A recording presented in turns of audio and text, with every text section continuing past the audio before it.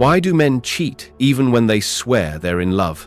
Why does the man who buys roses, whispers promises, and holds her hand in public end up betraying her behind closed doors? Sigmund Freud had an answer, and it wasn't pretty. In his private notes, Freud uncovered a truth most of us still refuse to face. Men's love and men's desire are not the same force. They run on separate tracks, sometimes in opposite directions. That's why a man can adore his wife and still chase another woman. It's not hypocrisy, it's psychology. Before we dive in, smash the like button, subscribe, and drop desire in the comments if you're ready to confront truths society desperately hides. Freud's most unsettling idea was that men divide women into two categories: the Madonna and the whore. The Madonna is the one he loves, cherishes, protects. The whore is the one he desires with raw, unfiltered passion. And here's the paradox: he cannot feel both fully for the same woman. Imagine a man who marries the good woman, pure, kind, respectable. He loves her deeply, but when he touches her, something feels restrained. The lust he once felt burns out. Soon, he seeks that missing fire in another woman, the one who embodies danger, mystery, raw sexuality. Freud didn't excuse this behavior, but he claimed it was wired into the unconscious. Men protect the women they respect, but they lust after the women they don't put on a pedestal. And once this split happens, betrayal becomes almost inevitable. Think about your own life. Have you seen men who treat one woman like a queen while sneaking around with another? Freud would say they are not monsters.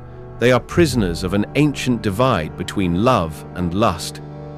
Freud once wrote about a patient who adored his wife but found himself consumed by fantasies about prostitutes. He confessed to Freud, "When I look at my wife, I feel tenderness. When I look at another woman, I feel alive." This wasn't an isolated case. Freud saw it repeatedly. Men who gave their partners comfort, security, and loyalty in the home, yet sought passion, novelty, and danger outside it. Freud's interpretation was brutal. The unconscious refuses to give one woman both roles. Once a woman becomes sacred, the rawness of desire shifts elsewhere. The more a man loves, the more his lust detaches. That's why men in stable marriages sometimes feel restless. They can't explain it, because consciously they want to stay faithful. But the unconscious demands variety. It whispers, "Love one, desire another." This is why Freud believed infidelity wasn't always about dissatisfaction. Sometimes it was about balance. The man wasn't betraying love, he was chasing the missing part of desire that love couldn't give. The danger is obvious. The woman believes his betrayal means he never loved her. Freud would argue the opposite. He cheated precisely because he did. Here's the cruel paradox: desire dies in safety. Freud noticed that when men feel too secure in love, desire weakens. Why? Because lust thrives on tension, danger, and the thrill of the forbidden. Once a relationship feels safe, predictable, and routine, the unconscious searches for what's missing: uncertainty. Picture a man who builds the perfect life with his partner, a beautiful home, a child, stability. To society, he's a model husband. But inside, a hunger grows. The very security he built smothers the flame of desire. So he seeks risk, novelty, the unknown. This is why Freud believed cheating was often less about the woman and more about the man's unconscious need for danger. Stability satisfies love, but danger fuels desire. It's not logical, it's primal. And it explains why even men who love deeply can feel compelled to step outside the safety of home. Freud argued that what we repress never disappears, it just mutates. Men are often raised to repress desire. Society tells them, be faithful, be loyal, be respectable. On the surface, they obey. But the unconscious doesn't forget. The more a man represses lust, the more it leaks out in secret ways: pornography, fantasies, affairs. Freud compared it to a pressure cooker. The lid may hold for years, but eventually steam escapes. And when it does, it doesn't come out gently. It erupts. One of Freud's patients confessed, "I have never cheated, but every time I see another woman, I imagine it. I imagine it so vividly that sometimes it feels real." Freud would say repression doesn't prevent betrayal, it only delays it. And when repression cracks, the betrayal can be even more destructive. Let me ask you something. Do you believe love alone is enough to keep a man faithful? Or do you think desire will always demand more? Drop your thoughts in the comments. I want to know how you see it. Freud's answer was uncompromising. He believed men cheat not because they stop loving, but because they can't stop desiring. And that desire is restless. It doesn't sit still. It seeks new objects, new thrills, new risks. Think of the famous kings and leaders who adored their queens, yet filled their palaces with mistresses. Think of the celebrities who confess deep love for their partners, then get caught in scandal after scandal. Were they liars? Hypocrites? Freud would say no. They were men torn between two forces, love that binds and desire that wanders. Freud's theory of the Madonna-whore complex wasn't just abstract. It was devastatingly real. Men who fall into this split often idolize their partner so much they can no longer feel raw desire for her. To keep desire alive, they unconsciously search for the other woman, the one who represents forbidden passion. This is why affairs so often involve women who seem completely opposite of the wife. If the wife is respectable, the mistress is wild. If the wife is gentle, the mistress is fiery. It's not about comparison, it's about contrast. Freud believed men don't cheat because the mistress is better. They cheat because she is different.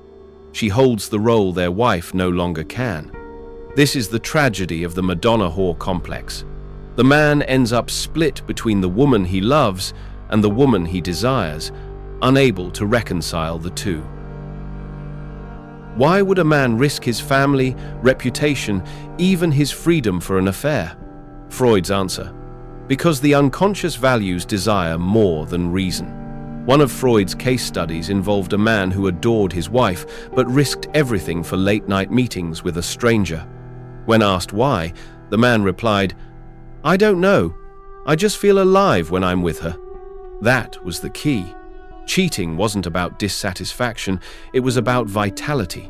Men cheat not always to escape love, but to reclaim intensity. Freud warned, the unconscious is irrational. It doesn't care about consequences.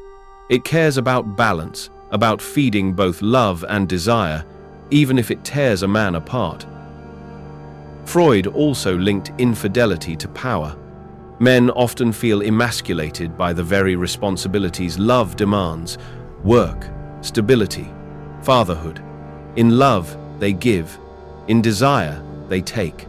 Cheating becomes a way to reclaim power, to feel unconstrained by duty. This doesn't excuse betrayal, but it reveals its psychological core.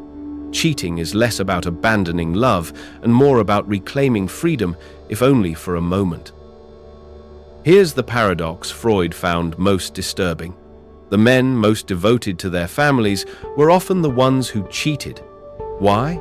Because devotion and repression went hand in hand. The more faithful a man tried to be, the more his unconscious rebelled. And when it broke free, it did so violently. Freud saw this not as a failure of morality, but as a failure of honesty. Men who pretend desire can be erased often become its greatest victims. So I'll ask you again, do you think men can truly combine love and desire for one woman? Or are we doomed to this split forever? Comment below. I'm curious if you agree with Freud's darker view or if you think he got it wrong. Freud didn't place all the blame on men. He argued that women often reinforce the split unconsciously. When a man places a woman on a pedestal, she enjoys being cherished, but that very pedestal kills his lust. When she demands total security, the danger that fuels desire vanishes, and slowly, the divide grows. Freud believed women too are trapped in this dynamic. They want to be both adored and desired, but the roles rarely coexist in one man's unconscious. To Freud, infidelity wasn't the disease, it was the symptom. When a man cheats, it reveals a deeper fracture between his love and his desire. The affair itself is less important than what it reveals. The unconscious has split, and he cannot reconcile it. That's why so many affairs feel empty after the fact. The man wasn't chasing a person, he was chasing a missing part of himself. Freud's patients often said, "I can control it. I won't let it happen again." But Freud laughed at the idea of control. The unconscious doesn't negotiate. It doesn't listen to reason. That's why Freud warned that moral codes alone won't prevent infidelity. What's buried deep will surface eventually. Freud believed most men repeat the same cycle. They fall in love. They repress desire. They seek it elsewhere. They feel guilt. They return to love.